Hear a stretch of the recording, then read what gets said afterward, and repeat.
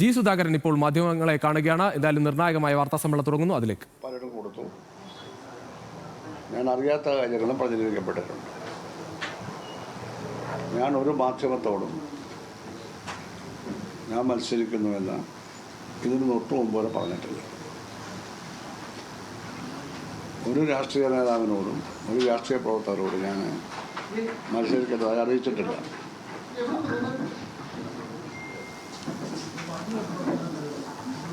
ഒരു പ്രതിപക്ഷ കക്ഷിയുടെ ഒരു നേതാവുമായിട്ട് ഞാൻ സംസാരിച്ചിട്ടേ ഇല്ല.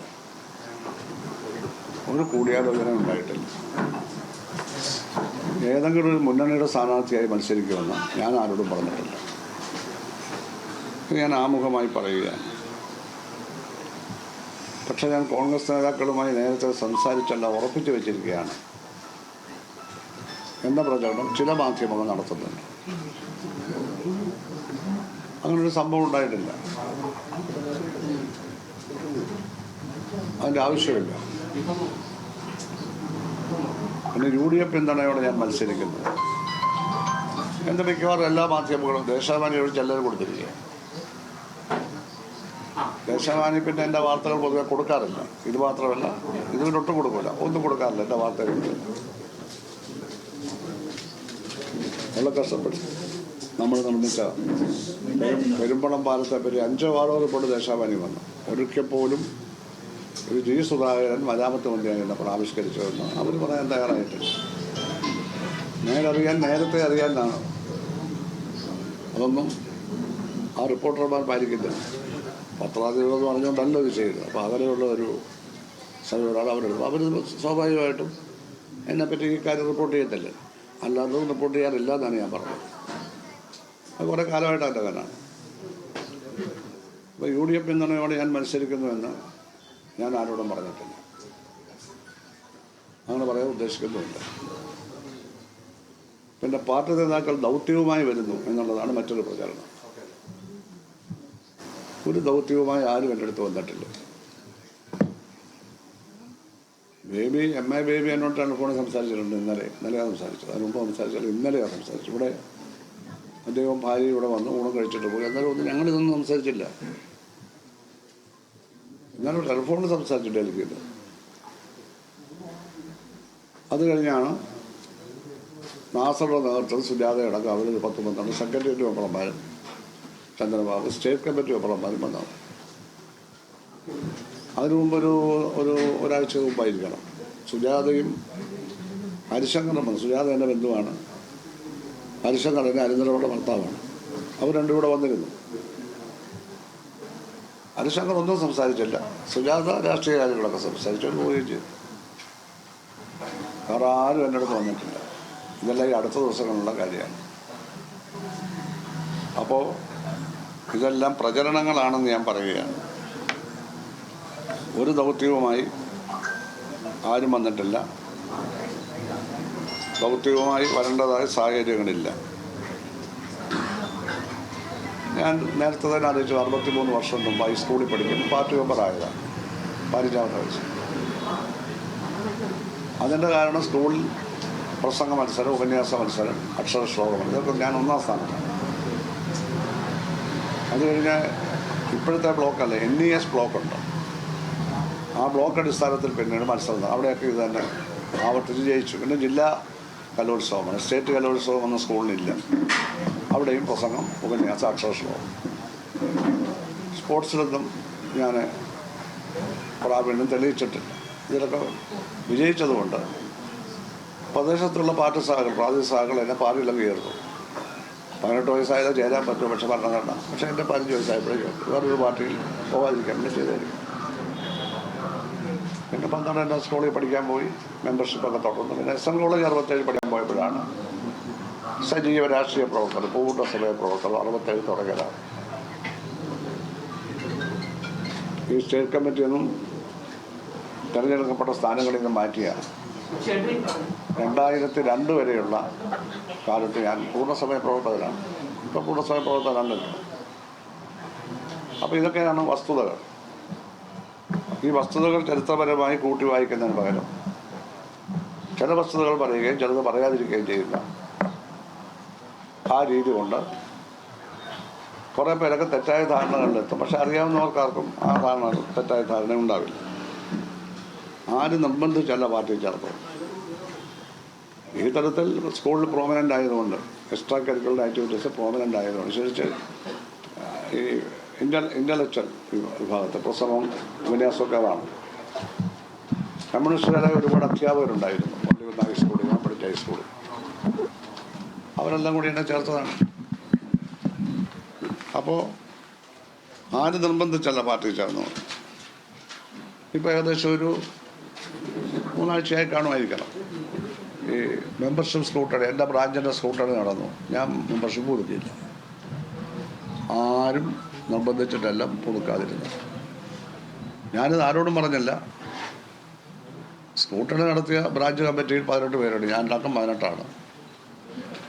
സ്കൂട്ടറി നടത്തി കഴിഞ്ഞാൽ ഡി സിയുടെ നേരെ കൺട്രോളിലുള്ള ബ്രാഞ്ച് ആയതുകൊണ്ട് ആ മെമ്പർഷിപ്പ് രജിസ്റ്റർ അവിടെ ഡി സിയിലോട്ട് കൊടുക്കുക. പക്ഷേ ഇതൊരു ചാനൽ വന്നു.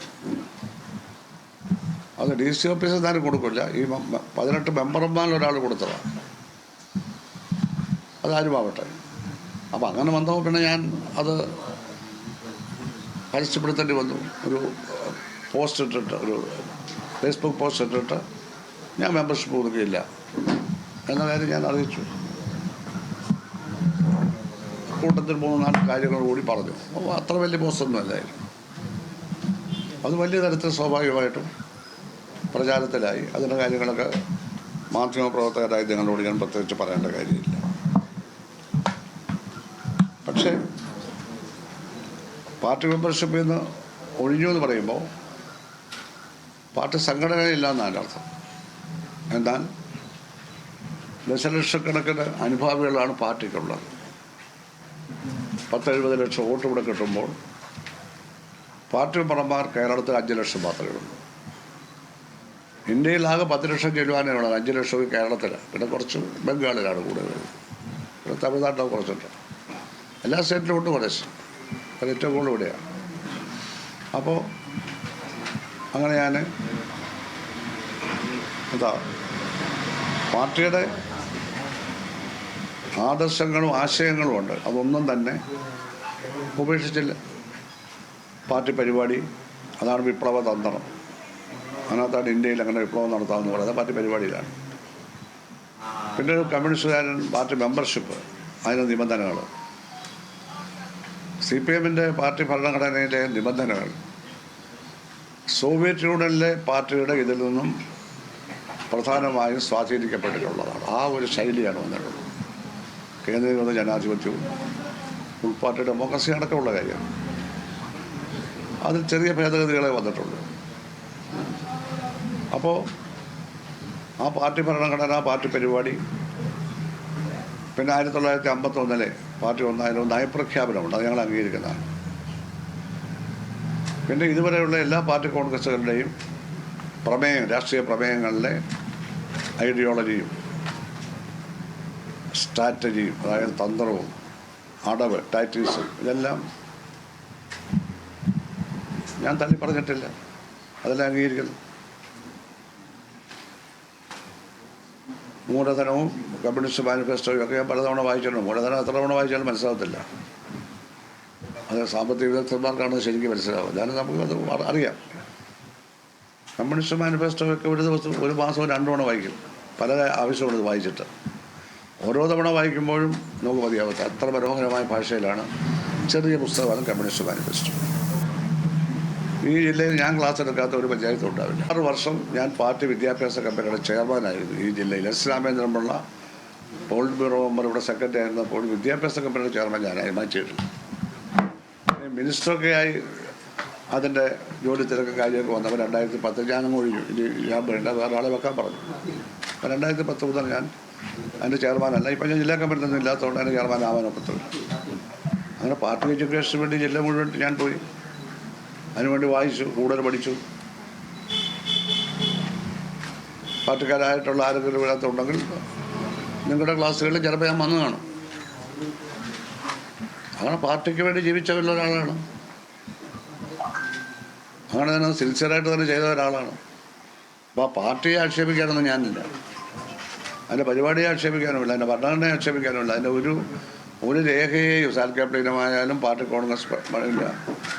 15 പാർട്ടി കോൺഗ്രസ് ചെയ്യാൻ പങ്കെടുത്തിട്ടുണ്ട്. 23 24 പാർട്ടി കോൺഗ്രസ് അല്ലേ ഇതുവരെ കഴിഞ്ഞത്. അതിൽ 9ാം പാർട്ടി കോൺഗ്രസ് മുതൽ ഞാൻ ഡെലിഗേറ്റാണ്. മധുരയിലെ 9ാം പാർട്ടി കോൺഗ്രസ്. 1964 വരെയുള്ള പാർട്ടി കോൺഗ്രസ്സുകൾ ഒന്നായിരുന്ന പാർട്ടിയുടേത് CPM ഒന്ന് അംഗീകരിക്കുന്നുണ്ട്. അത് നമ്മുടെ കൂടെ പാർട്ടി കോൺഗ്രസ്. അത് കഴിഞ്ഞാണ് അടുത്തത് 7ാം പാർട്ടി കോൺഗ്രസ് മുതലാണ് CPM പാർട്ടി കോൺഗ്രസ് മുതൽ 7 വരെയുള്ള 6 ചേർക്കുന്നുണ്ട്. ആ 7 മുതൽ 24 വരെയുള്ള ഈ കാലത്ത് 15 പാർട്ടി കോൺഗ്രസിനും ഡെലിഗേറ്റ് ആയിരുന്നു. അതിൽ 12 പാർട്ടി കോൺഗ്രസിനും കേരളത്തിന് വേണ്ടി സംസാരിച്ചത് ഞാനാണ്. ഒന്നീ പൊളിറ്റിക്കൽ റെസൊല്യൂഷൻ അല്ലെങ്കിൽ ഓർഗനൈസേഷണൽ റിപ്പോർട്ടിൽ സംസാരിച്ചിട്ടുണ്ട്. അപ്പോൾ ഈ തരത്തിലൊക്കെ പാർട്ടിയുടെ ആശയപരമായ സാരാംശം ഉൾക്കൊണ്ട് പ്രവർത്തിക്കുകയും അത് പറയാൻ ശീലിക്കുകയും ചെയ്തു. പറയാനുള്ള വൊക്കാബുലറി ഉള്ളത് കൊണ്ട് അത് പറയുകയും ചെയ്തു. ആ നിലയിൽ വന്നിട്ടുള്ള ഒരാളാണ്. അപ്പോൾ ഇതിനെതിരായി ഇനിയും ഒന്നും പറയാൻ ആഗ്രഹിക്കുന്നില്ല.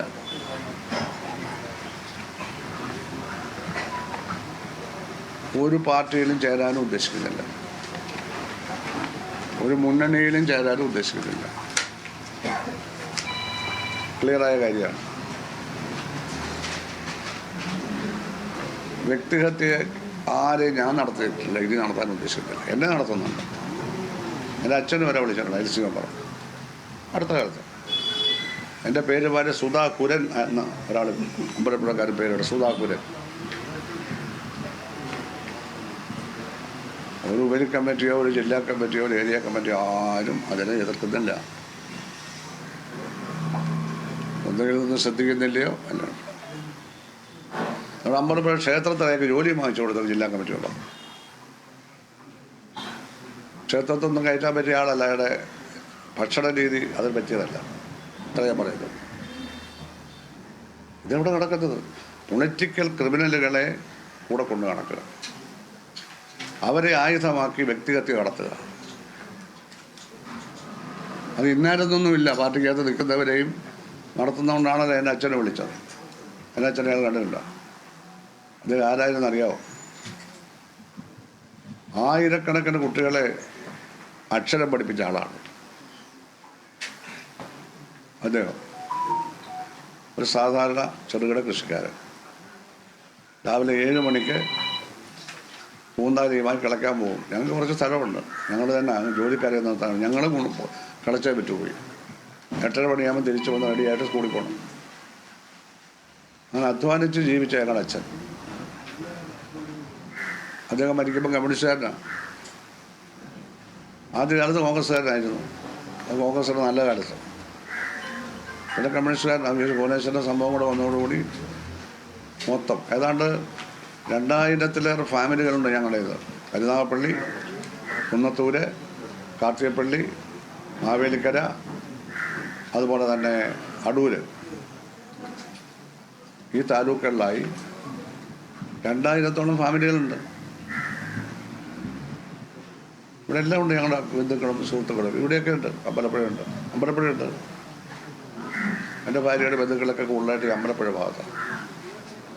കുട്ടനാട്ടിലുണ്ട്. ആ ബന്ധുമലത്തിൻ്റെ പേരിൽ ഒന്നും തന്നെ അവർക്കാർക്കും ഒരു കാര്യം ഞാൻ ചെയ്തു കൊടുത്തിട്ടില്ല. ഒന്നേപോലെ ചെയ്തു കൊടുത്തിട്ടില്ല. ആയിരക്കണക്കിന് ചെറുപ്പക്കാർക്കും ജോലി കൊടുത്തിട്ടുണ്ട്. ഇവിടുത്തെ കോപ്പറേറ്റീവ് ഹോസ്പിറ്റലിലെ, ഇവിടുത്തെ എഞ്ചിനീയറിംഗ് കോളേജിലെ, MBA ഇൻസ്റ്റിറ്റ്യൂട്ടിലെ, കടിശൂർ പെട്ടിൻ്റെ സ്റ്റോറുകളിൽ എത്ര പേർക്കാണ് ജോലി കൊടുത്തിട്ടുണ്ട്. എൻ്റെ വീട്ടിലാർക്കും ഞാൻ കൊടുത്തിട്ടില്ല. ഉന്നത വിദ്യാഭ്യാസം നേടി നിൽക്കുന്ന സ്ത്രീകളൊക്കെ ഉണ്ട് ഞങ്ങളുടെ വീട്ടിൽ. അല്ല, പ്രായമൊക്കെ കഴിഞ്ഞു. അവർക്ക് ആർക്കും കൊടുത്തിട്ടില്ല. അങ്ങനെയുള്ള യാതൊരു ആരോപണവും ആർക്കും ഉന്നയിക്കാനും പറ്റില്ല.